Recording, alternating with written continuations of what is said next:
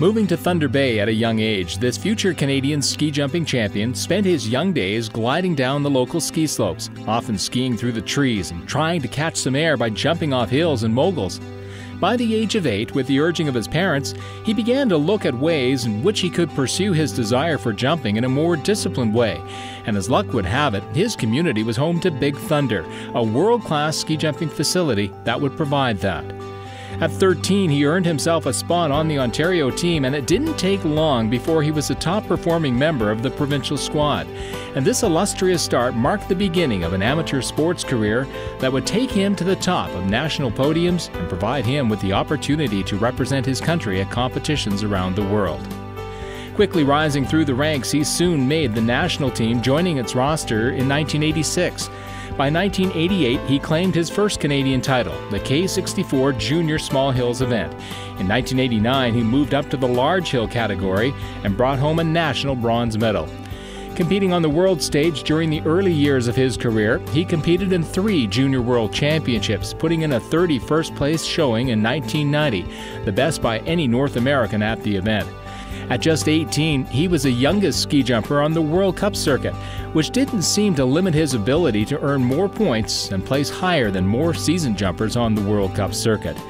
Between 1989 and 1995, he competed in an incredible 60 World Cup, 100 Continental Cup and Grand Prix events in the large, normal, and flying hill categories, traveling to 15 different countries. His top career finishes included a 29th World Cup finish in 1990 on the large hill at Lake Placid, a 25th 90-meter placing in 1991 at Big Thunder, and a 5th place Grand Prix finish in 1991 in Finland, and a first place showing at the 1994 Continental Cup in Calgary. And that saw his 92.5-meter jump break the 90-meter hill record set during the 1988 Olympics.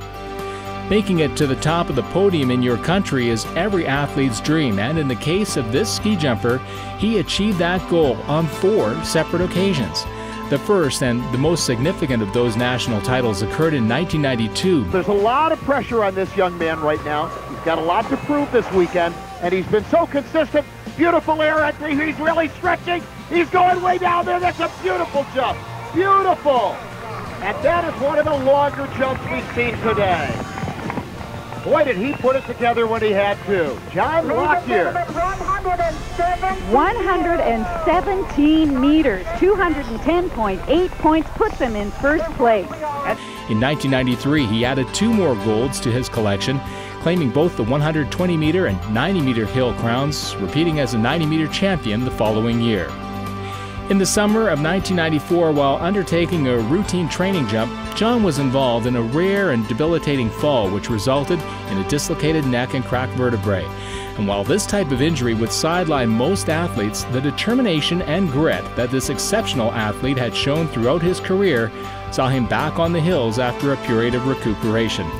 For as many successes this athlete enjoyed during his career, he also had to withstand some disappointments, including the decision on the part of the Canadian Olympic Committee to not send him to the 92 and 94 Winter Games, despite recommendations from the ski jumping community to do so. Despite this ruling and his injury, John still had one more goal in mind, and that was to be a part of the 95 Nordic World Ski Championships being held at Big Thunder, the place where it all began for him. In addition to his contributions to the sport of ski jumping as an athlete, John also gave it back to the sport as a builder. When an athlete is hard at work training and competing during their career, they often don't think about what their accomplishments will mean long after the cheering has stopped. The honoring and preserving of this athlete's accomplishments in sport, so that present and future generations can learn from and take pride in them, will no doubt help him to reach that goal.